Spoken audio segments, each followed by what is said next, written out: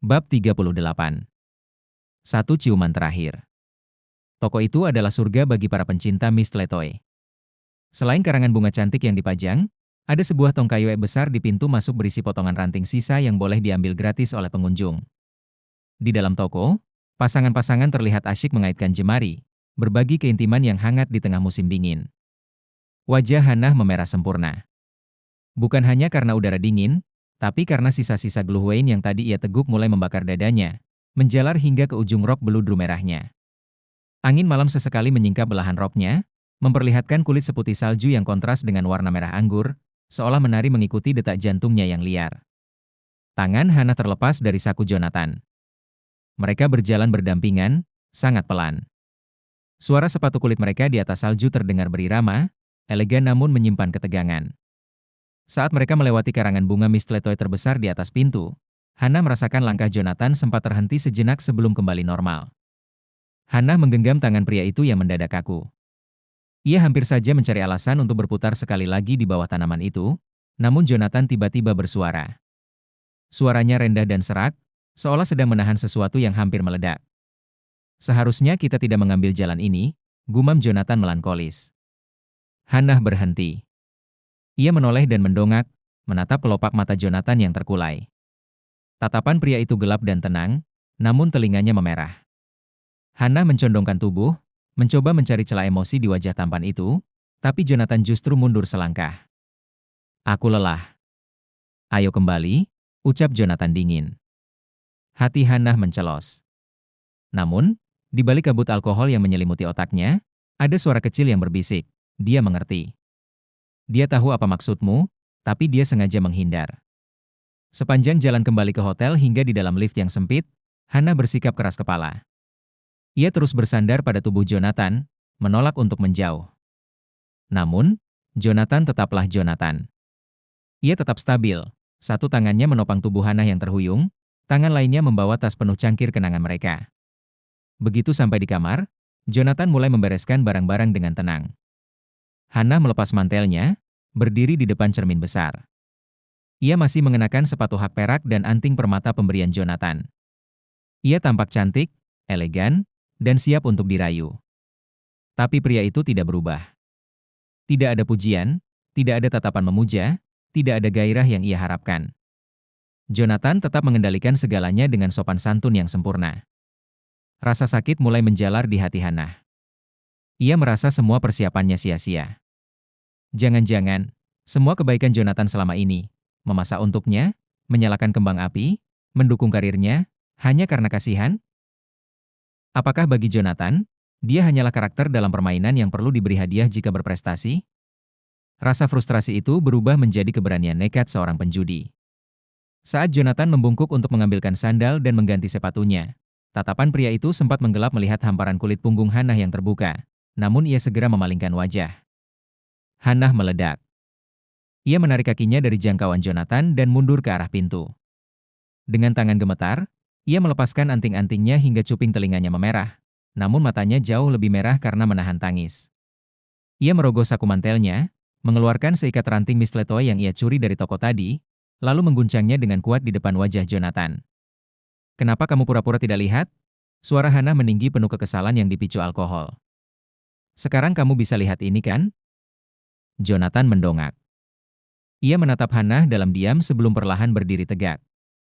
Sosoknya yang tinggi menjulang menciptakan bayangan yang mengurung Hannah. "Kamu mabuk?"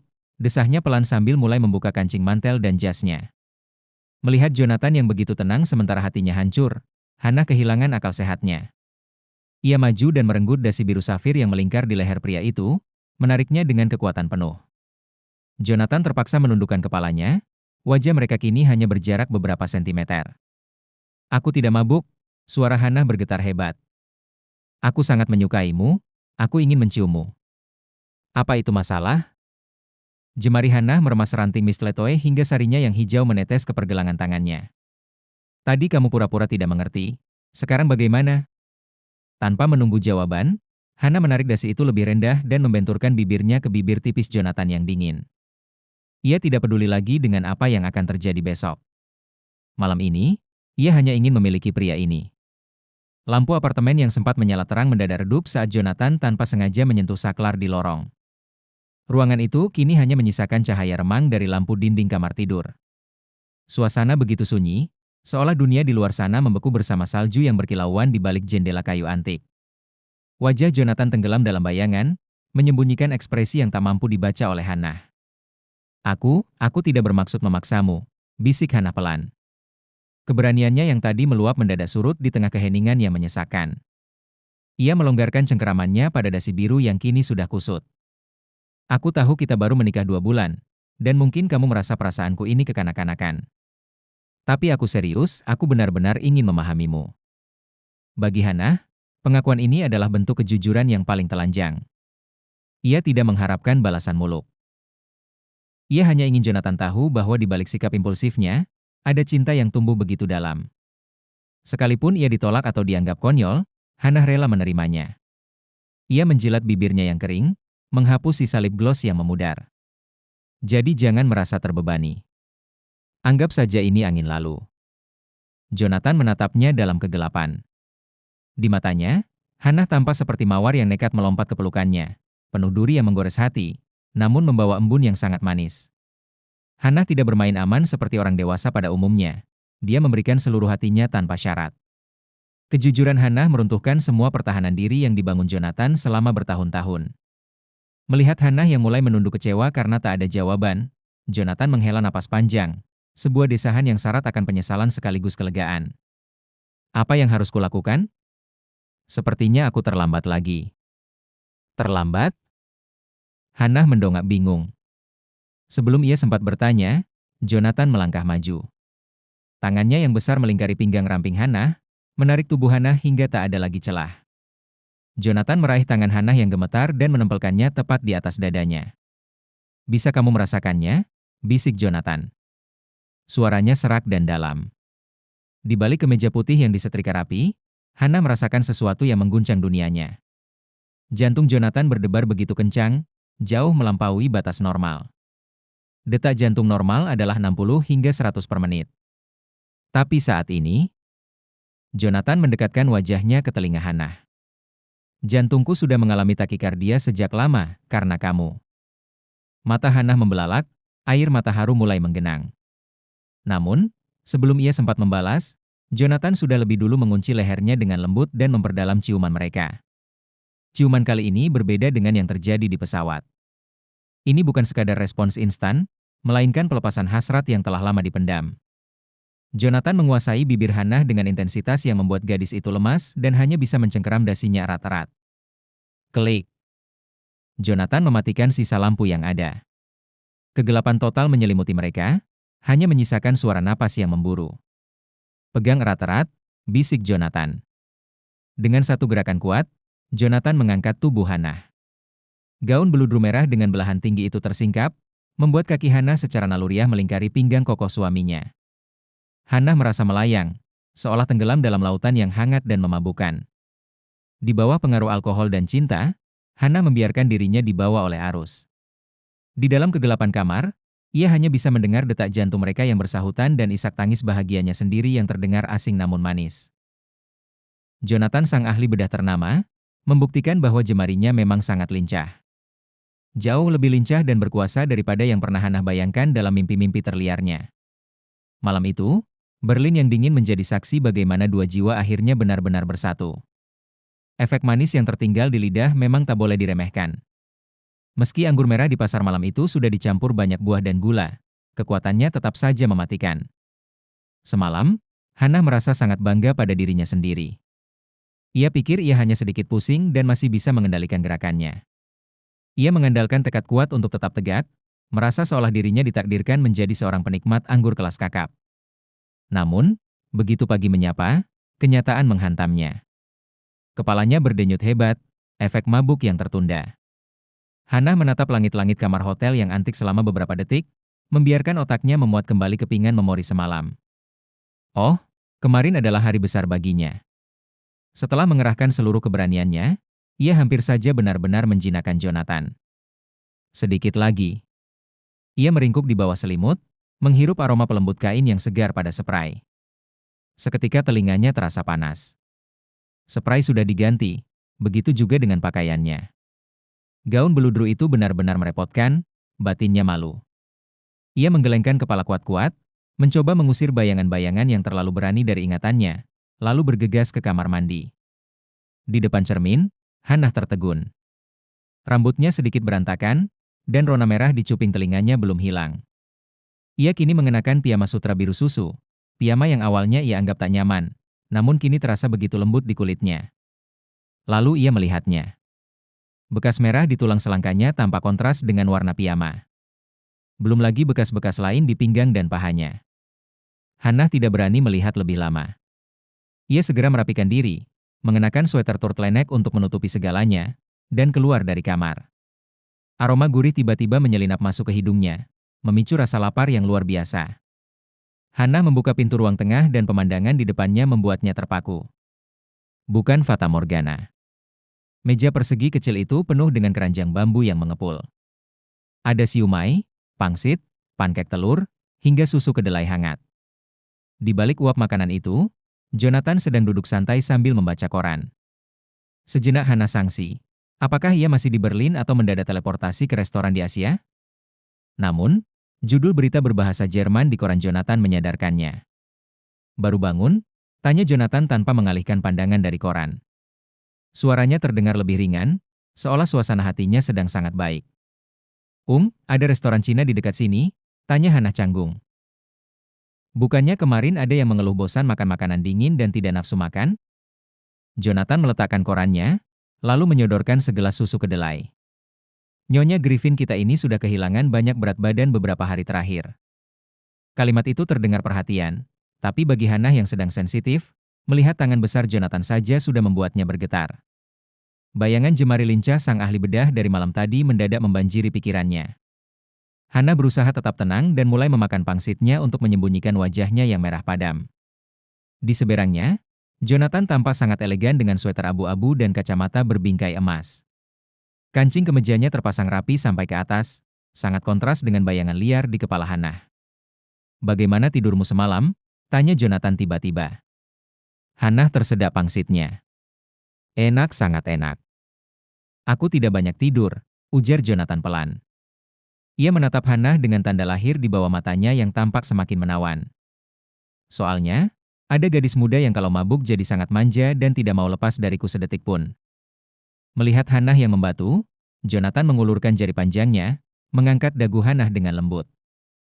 "Lupa lagi?" Jantung Hannah berdegup kencang. "Apa maksudmu, lagi?" Hannah merasa dipojokkan. Seolah-olah dia adalah pihak yang hanya mau enaknya saja lalu pergi begitu saja. Padahal semalam, sudahlah. Ia tidak mau kalah. Hannah menarik napas dalam-dalam, lalu berkata dengan nada menantang yang menggemaskan, "Jangan asal tuduh. Aku tidak lupa, aku akan bertanggung jawab atas dirimu." Jonathan tertegun sejenak, lalu tawa rendah yang renyah keluar dari tenggorokannya. Ia menatap Hannah dengan tatapan yang bisa melelehkan es di kutub. "Baguslah kalau begitu. Terima kasih sudah mau menerimaku Nyonya Griffin," katanya dengan nada setengah bercanda namun dalam. "Aku sungguh khawatir semalam. Aku takut begitu bangun, kamu akan menyangkal semuanya." Bibir Hannah terbuka, lalu terkatup rapat kembali. Bagaimana mungkin pria ini bisa bersikap seperti itu? Memanfaatkan keadaan sambil memasang wajah polos tanpa dosa. Hannah sudah mengenalnya sejak lama, tapi baru kali ini dia menyadari betapa liciknya Jonathan Griffin. Apakah para mahasiswa doktoral di Universitas New York tahu bagaimana watak asli dosen pembimbing mereka ini? Jika Hannah membongkar tabiat aslinya di forum kampus sekarang, entah berapa banyak hati mahasiswi yang akan hancur berkeping-keping. Didorong rasa penasaran yang membuncah, Hannah memberanikan diri. Dia mendongak, menatap mata pria itu dalam-dalam sambil menelan ludah dengan susah payah. "Kalau begitu, sejak kapan kau memperhatikanku?" Jonathan memiringkan kepalanya sedikit, sebuah tawa kecil lolos dari bibirnya yang tipis. "Apa maksudmu dengan memperhatikan?" Gagal lagi. Hannah merasa harga dirinya tercabik oleh ketenangan pria itu. "Maksudku?" Suaranya tertahan di tenggorokan. Dia ingin bertanya, tapi kata-katanya mendadak hilang terbang. Jonathan menurunkan pandangannya, jemari panjangnya mengangkat cangkir teh dan menyesapnya pelan. Maksudmu, apakah aku sudah menyukaimu sejak lama? Jantung Hannah berdegup kencang. Dia sampai lupa mengunyah pangsit yang masih menggembung di mulutnya. Dia hanya bisa mengangguk cepat. Melihat wajah Hannah yang bulat seperti tupai, Jonathan tidak bisa menahan senyumnya. Ya? Matanya menatap Hannah dengan intensitas yang dalam. Di hadapanmu, aku tidak pernah berbohong. Hannah terpaku. Hatinya menghangat, lalu sebuah senyuman lebar merekah di wajahnya. Jonathan menyukainya sejak lama. Dan pria itu bilang dia tidak pernah berbohong, meski Hannah tahu itu adalah kebohongan terbesar yang pernah ada. Pria ini selalu bilang pada semua orang bahwa mereka hanya teman masa kecil yang polos. Dia bahkan menolak semua kencan buta selama 10 tahun hanya untuk menunggunya tumbuh dewasa. Hannah tahu dia seharusnya cukup merasa bahagia saja, tapi rasa ingin tahunya lebih besar dari akal sehatnya. Sudah berapa lama? Maksudku, apakah sejak kita tinggal bersama setelah menikah? Tanya Hannah dengan mata berbinar. Jonathan terdiam beberapa detik, lalu menjawab misterius, kau akan mengetahuinya dalam beberapa hari lagi. Pipi Hannah menggembung kesal. Apakah beberapa hari lagi itu sama seperti janjimu untuk mengajakku makan malam yang tak kunjung tiba? Jonathan tertawa, meraih serbet untuk menyeka noda saus di sudut bibir Hannah dengan gerakan yang sangat lembut. Kali ini aku tidak bercanda. Kau akan segera tahu. Hannah mencoba mengabaikan sentuhan jari Jonathan yang membuatnya merinding. Dia berpikir keras. Apakah sebelum kita ke Berlin? Atau saat aku masih sekolah? Jonathan menyandarkan tubuhnya ke sofa, menyilangkan kakinya yang jenjang, lalu mengangguk pelan. Mata Hannah membelalak sempurna. Dia refleks menutup mulutnya dengan kedua tangan. Otaknya berputar cepat mencari memori lama. Jangan bilang, kau melihatku di acara Universitas Columbia? Saat kau menjadi juri kompetisi itu? Hannah merasa itu masuk akal. Sebagai putra keluarga terhormat, Jonathan pasti sangat menjunjung tinggi etika. Mana mungkin dia menyukai pacar adiknya sendiri saat acara keluarga, kan? Dia pasti tertarik pada kecerdasan Hannah di bidang profesional. Atau mungkin, keluarga Griffin adalah donatur yayasan yang mensponsori departemenku, gumam Hannah sambil melirik Jonathan. Meskipun kau tidak bilang, aku yakin itu benar. Sekarang aku sadar, aku benar-benar hebat karena bisa menarik perhatian investor aslinya.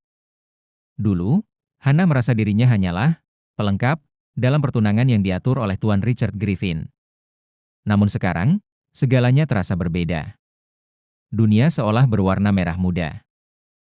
Jadi, investasi itu benar-benar ada kan? Kau bilang tidak akan berbohong padaku. Hannah menuntut jawaban dengan nada manja yang jarang ia tunjukkan. Jonathan hanya menatapnya dengan penuh kesabaran, lalu mengangguk jujur. Ya. Senyum Hannah semakin lebar. Dia memutuskan untuk berhenti bertanya dan menikmati sisa harinya dengan perasaan terbang di awan. Setelah sarapan, Jonathan harus pergi ke sebuah rumah sakit di Berlin karena undangan mendesak dari mantan atasannya Dr. Andreas. Dia meninggalkan Hannah di lobi hotel mewah itu. Jalan-jalanlah di sekitar sini. Hubungi aku jika terjadi sesuatu, pesan Jonathan sebelum mobilnya melesat pergi. Hannah kini sendirian di kafe hotel yang bersejarah.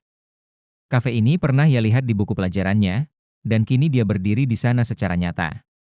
Tempat itu sangat sunyi karena hanya dibuka untuk tamu hotel. Hannah pun mulai sibuk berfoto dan mengirimkannya kepada Jonathan melalui WhatsApp. Saat dia ingin mengetik pesan tambahan, matanya tertuju pada sebuah meja di sudut dekat jendela. Di sana ada cangkir kopi yang sudah dingin dan selembar kop surat hotel yang terlipat di bawah piring kecil. Karena penasaran, Hannah mendekat. Dia mengambil surat itu dari meja kayu kenari tersebut. Ada noda kopi tipis yang membuat tulisannya sedikit buram. Namun, jantung Hannah mendadak berhenti berdetak saat melihat goresan tinta di sana. Itu adalah tulisan tangan yang sangat dia kenal. Tulisan tangan milik Jonathan.